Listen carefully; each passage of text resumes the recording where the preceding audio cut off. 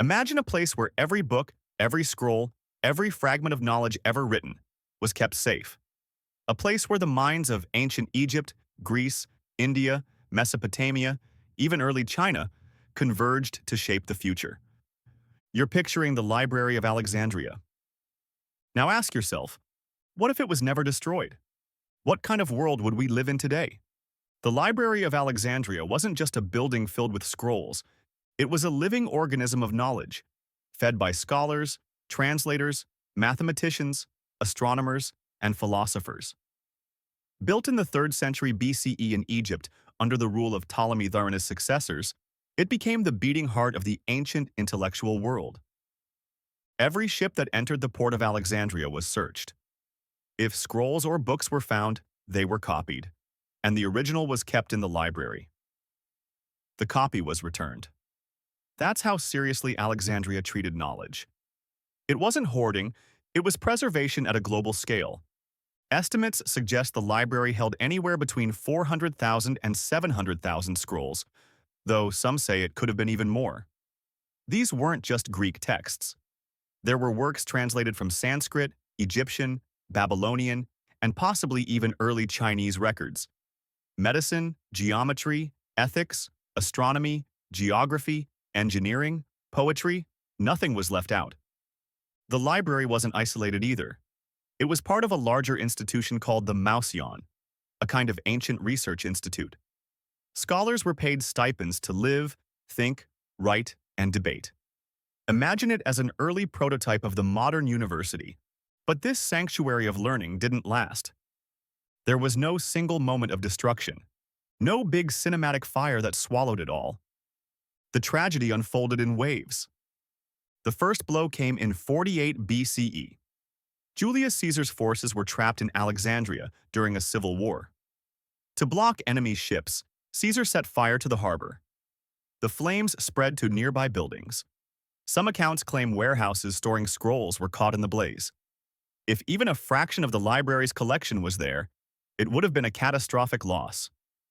The second strike came during the reign of Emperor Aurelian in the 3rd century CE. In his efforts to recapture Alexandria from rebel Queen Zenobia of Palmyra, large parts of the city were destroyed, including the royal quarter where the library stood. The third and perhaps most irreversible blow happened in 391 CE, when Christianity became the dominant religion of the Roman Empire. Under Emperor Theodosius I, pagan temples were shut down or destroyed. The Serapeum, home to a smaller but significant extension of the library, was torn apart by a mob. Some say monks burned the scrolls. Others believe they were simply discarded, seen as dangerous relics of a forgotten world. By the time Muslim forces arrived in Alexandria in 640 CE, the main library no longer existed. Though some legends claim Caliph Umar ordered the final destruction, most historians agree that the fire was already out. What remained was silence. But what if it wasn't? What if those fires never spread? What if the mobs never came? What if the scrolls of Alexandria were preserved, copied, expanded? Let's imagine that timeline. First, science. You see, Aristarchus of Samos proposed a heliocentric universe in the 3rd century BCE, that the Earth revolved around the sun. But the idea didn't survive. It was buried beneath Aristotle's geocentric model, which the Church later adopted as doctrine. What if Aristarchus had been widely read? What if his work sparked debate, replication, refinement? We could have entered the Copernican revolution nearly 2 millennia earlier.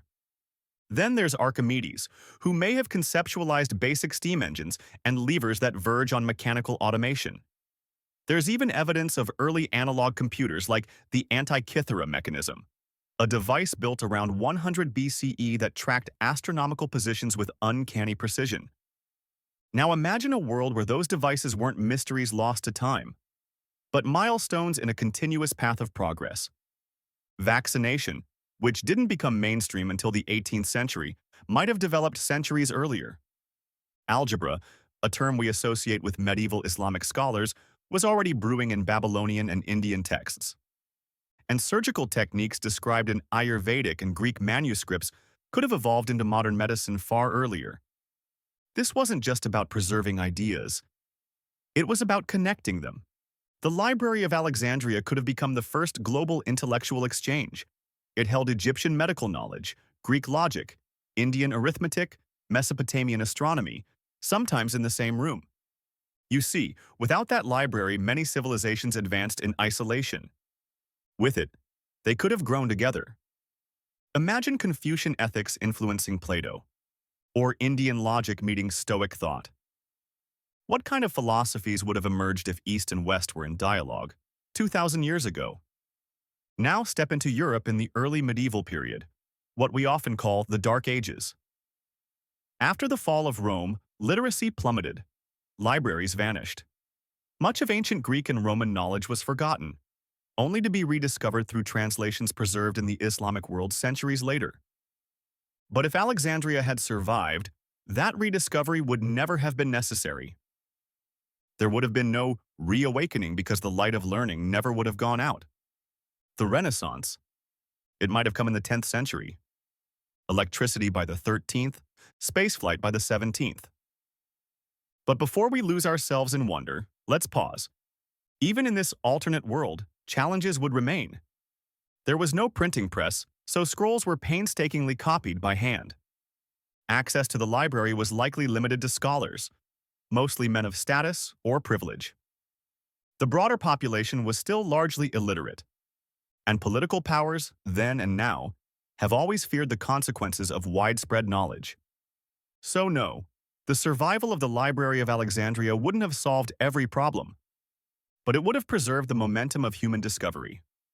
Each generation wouldn't have needed to start over. Knowledge wouldn't have flickered and died, only to be relit centuries later. Instead, it would have grown, layer by layer, year by year. In the end, the story of the Library of Alexandria isn't just about a building. It's about a lost possibility, a vision of what humanity might have become if we had protected our knowledge like we protect our treasures. Because when the scrolls burned, we lost more than ink on papyrus. We lost a conversation across centuries. We lost a chance to be greater, sooner. So ask yourself one more time.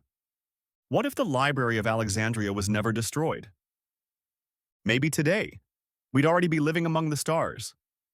Thank you for watching. If you found this perspective thought-provoking, kindly subscribe to the channel for more episodes where we explore the past not just as it was, but as it could have been. See you in the next video.